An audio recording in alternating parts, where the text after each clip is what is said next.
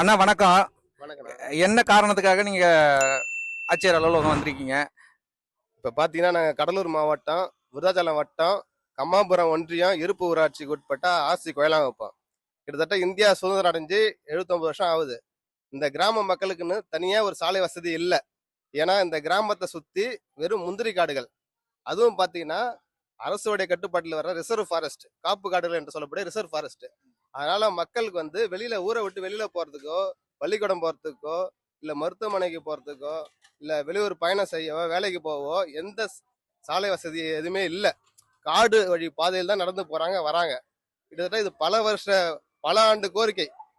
கிட்டத்தட்ட இதான் இந்தியா சுதந்திரம் அடைஞ்சு 79 வருஷம் சொல்றாங்க. அதுக்கு முன்னாடில இருந்தே இருக்குது.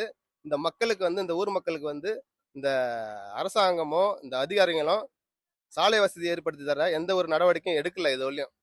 எவ்வளவு முறை பல முறை கோரிக்கை கொடுத்துருக்காங்க, மனு அளிச்சிருக்காங்க, நேரில் போய் முறையிட்டிருக்காங்க. அதிகாரிகள் வந்து அந்த மக்களுக்கு வந்து சரியான ஒரு பதிலை சொல்லாம அலட்சியப்படுத்துறாங்க.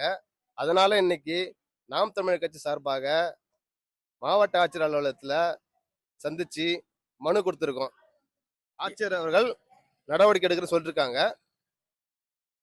ஏன்னா இத்தனை ஆண்டு காலங்களா நடக்காத ஒரு விஷயம் இப்ப நடக்கும் நம்புறீங்களா?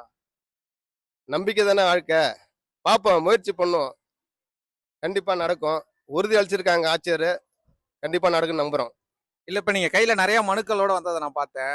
இப்ப இந்த ஒரு பிரச்சனை தானே, இன்னும் பல பிரச்சனைகள இருக்கா? இன்னும் பல பிரச்சனைகள் இருக்குது. ஊர்ல வந்து சாலை வசதி இல்ல, ரோடு வசதி, மின் விளக்கு பிரச்சனை இருக்கு, தண்ணி முக்கியமா தண்ணி பிரச்சனை இருக்கு நிறையா. அதையும் சரி செய்யணும். ஒன்னு ஒன்னா செய்வோம். இது முதல் படியாக கட்சி சார்பாக, நாம் தமிழ் கட்சி சார்பாக இந்த மனு கொடுத்திருக்கோம்.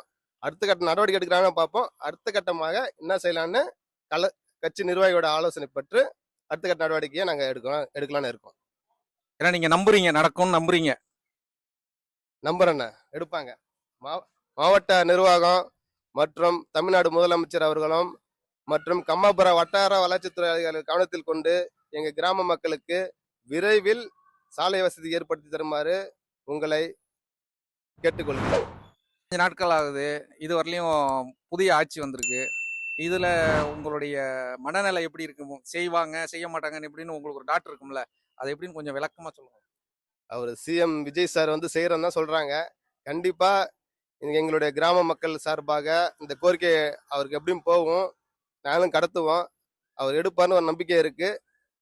கண்டிப்பா பார்ப்போம். நீங்க என்ன நாம் தமிழர் கட்சியில என்ன பொறுப்புல இருக்கீங்க? நான் நாம் தமிழ் கட்சியில மாநில ஒருங்கிணைப்பாளர், கையெட்டு ஊழல் ஒழிப்பு பாசறை செயலாளராக இருக்கேன். ஓகே, நன்றிண்ணே. உங்களுடைய கோரிக்கை நிறைவேற எங்களுடைய வாழ்த்துக்கள். நன்றிங்க ஐயா, நன்றி.